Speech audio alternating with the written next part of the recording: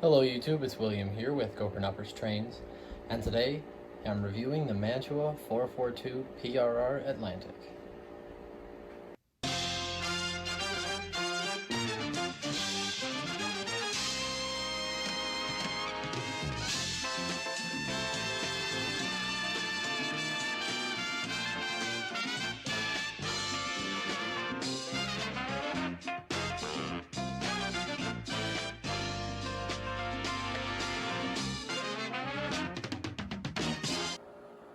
Okay, so just some basic information about the model while we get started. These things were produced in two different production runs, the one from the 1980s and the one from the early 2000s. I believe I have an early 2000s model here, but I'm not 100% sure on that. In any case, we're going to go ahead and take a look at it now. I believe this is a model of Pennsylvania's. I think they are dubbed the E6 Atlantic, although I'm not 100% sure on that. Apologies, I just forgot to clean off a little piece of the engine, so I'm doing so right now. There we go.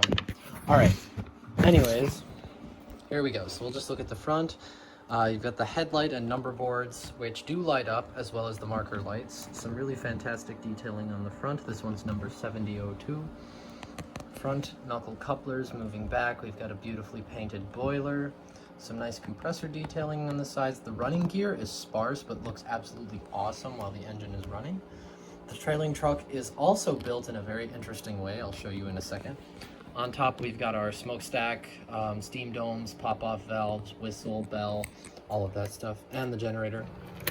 Moving back to the cab, we've got some really awesome vent detail on the front as it's actually open on both sides. The paint work on this model is done very well. I really like the paint scheme on it. It's just that understated yet elegant Pennsylvania typeface. Anyways, for the coal load, it's obviously cast plastic. This one is very unusual as it's pretty low. You don't usually see coal loads on models that low. And then anyways, we spin around to the back and we have a functioning tender light. I actually haven't tested if that's directional or not. I just know that it's there and I can tell that it's wired up. Rear knuckle coupler cut bar.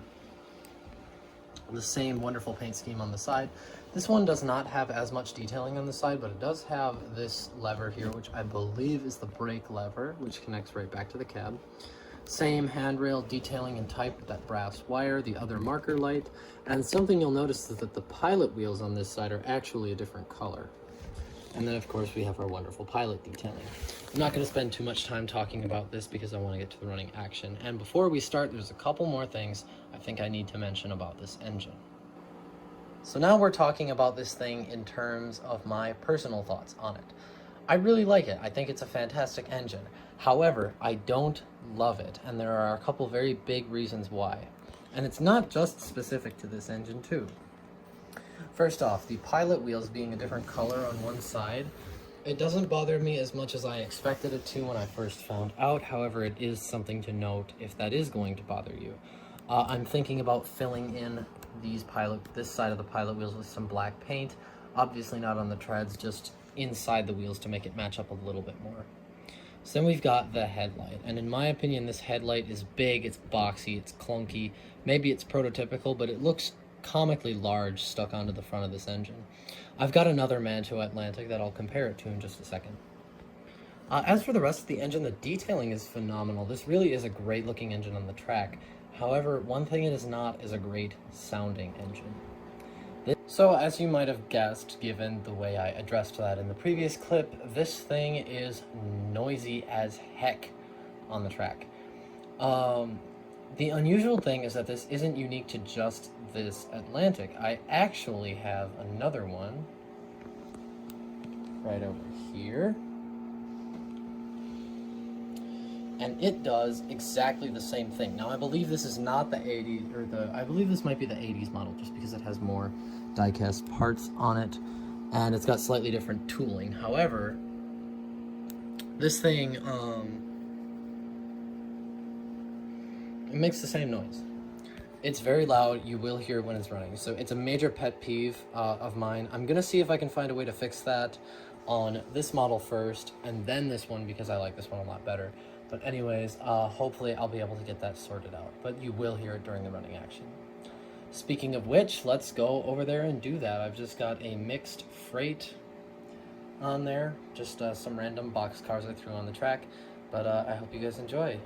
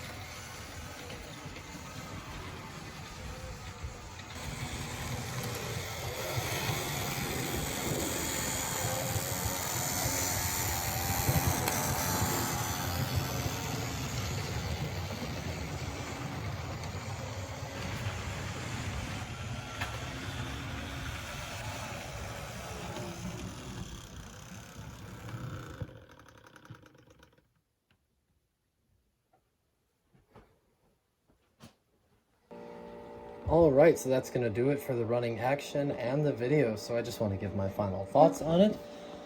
It's a great little engine. I really like it, but I don't love it for the reasons I stated prior. I did get this thing in a trade from my friend North. He has a YouTube channel called Commanding Officer Kanawa. Go check him out. He's got some great content. But anyways, there's just a couple things that need to be remedied on this engine, such as, like I said, the headlight. I prefer this version much better. I forgot to show it earlier, but that's what they normally look like. And the noise that it makes. But other than that, really spectacular engine. It looks great. I do encourage you to go out and find one of these, but they can get pretty expensive, so just take your time when looking. But anyways, that's going to be all for today. Thank you guys so much for watching. Please rate, comment, and subscribe, and I'll see you guys next time.